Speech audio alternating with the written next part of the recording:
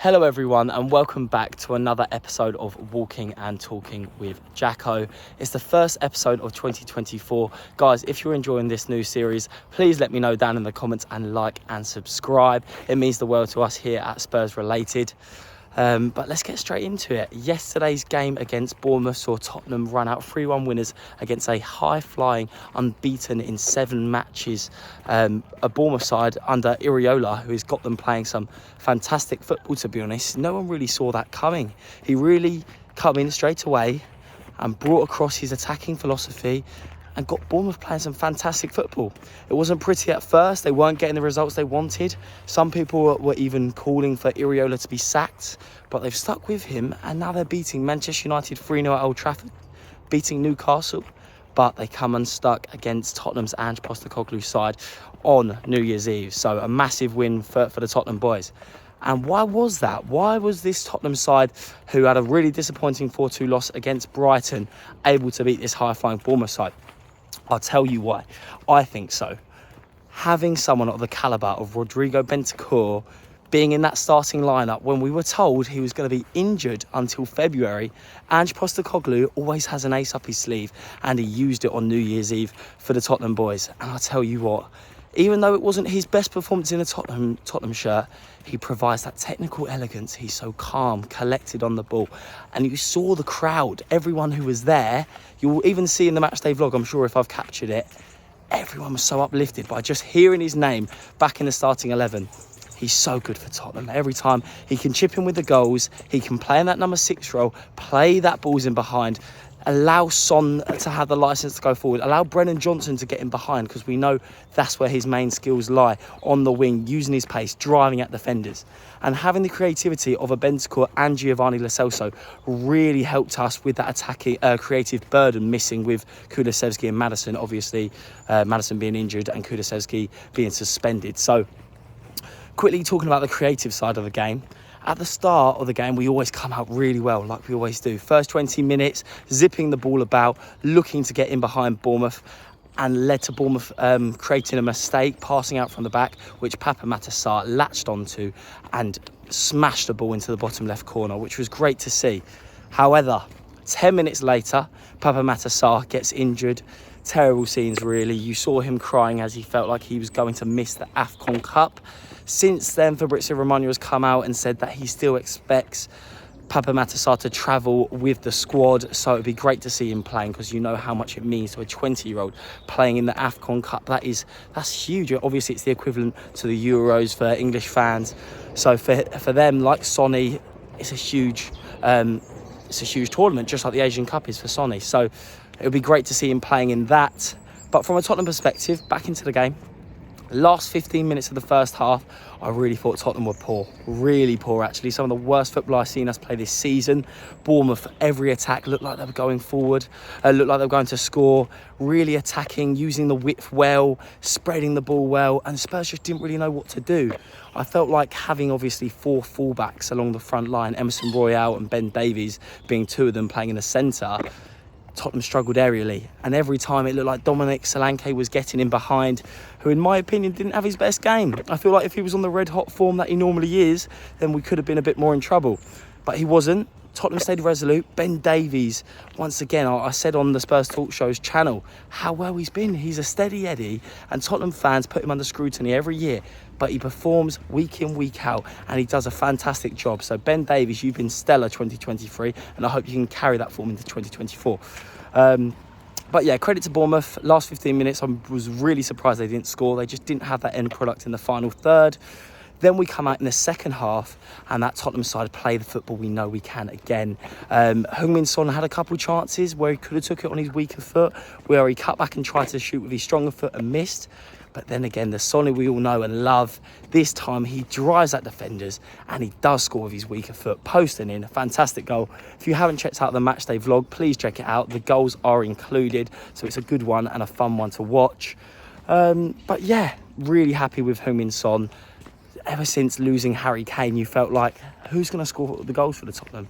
But of course, Heung-min Son, what a player for Tottenham. He can score with both feet. He's lightning fast. I think he gets into every team in the Premier League, and arguably he almost gets into every team in world football. Everyone wants a player like Heung-min Son. He can do everything. He's creative, he can score, and he's just, you know, he's someone you want to play for your team. He bleeds Tottenham, so he's going to be a massive miss when he goes to the Asian Games. But going back to the game yesterday, Giovanni Lo Celso, what a player, guys. Someone who a lot of Tottenham fans wanted out in the summer to start a new rebuild. Maybe he's not the player we need. Maybe we need to move him on, kind of save money on the wage bill. But Kulusevski was out, Maddison was out, and Lo Celso really showed how good he can be. We know he has it in him. How good was he at Villarreal? When we signed him as well, we knew there's a player in there like that. And his assist to Son just encapsulated how well he played yesterday. That outside of the boot, through ball, oh, it's absolutely fantastic. So Lo Celso, credit to him.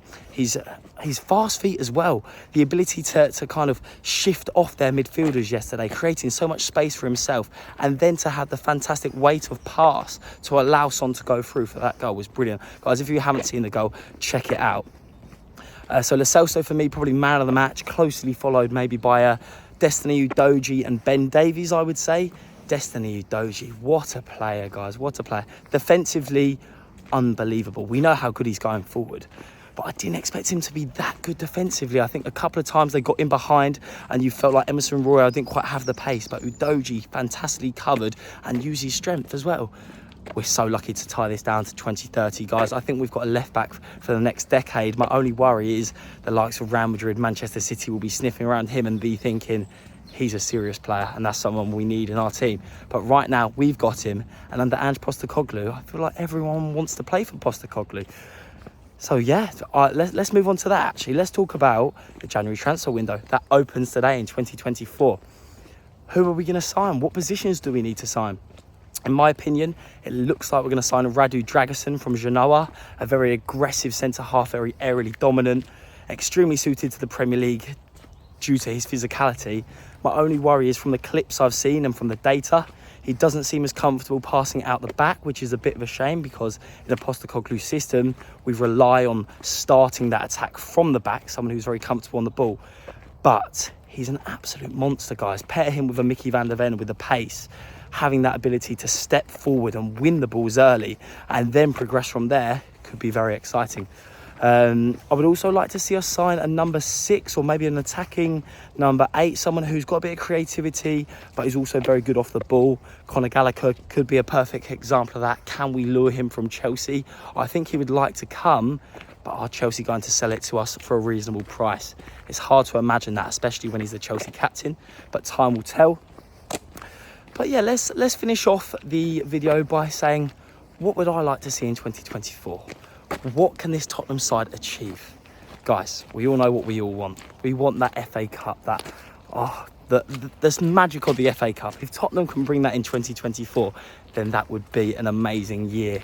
Do I think we can do it? We definitely have the players. A fully fit Tottenham side can compete with any team in the Premier League this season. We've seen it. Tottenham have been playing well, but obviously have had shady moments. Manchester City in previous years would be flying past Tottenham right now, flying past all the other teams in the Premier League. But right now, Tottenham sit 3 points off the top of the table and only 1 point behind title favourites only a couple of weeks ago, Arsenal. That is crazy to say. So Tottenham really are going into 2024 with a lot of positives and a lot of things to look forward to. So I, for one, am absolutely buzzing to see what we can achieve under Ange as our manager.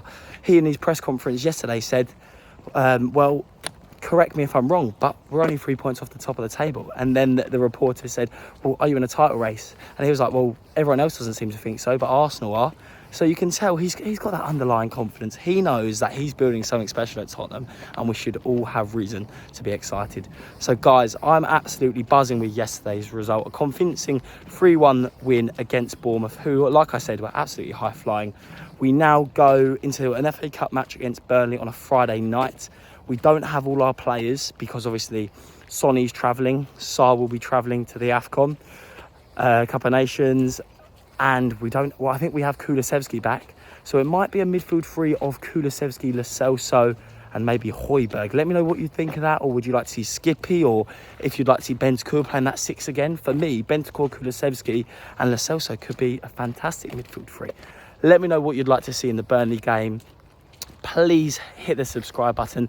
Please like the video if you've enjoyed it. If you've come over from the Spurs Talk Show from yesterday's interview with me and Sean, please let me know. All support is welcome, guys. We love to interact with everyone in the comments. So yeah, Happy New Year's, everyone. Let's hope for a cracking 2024, even better than 2023. And I've got a feeling it could be an exciting year for Tottenham Hotspur. Guys, I will see you in the next one tomorrow.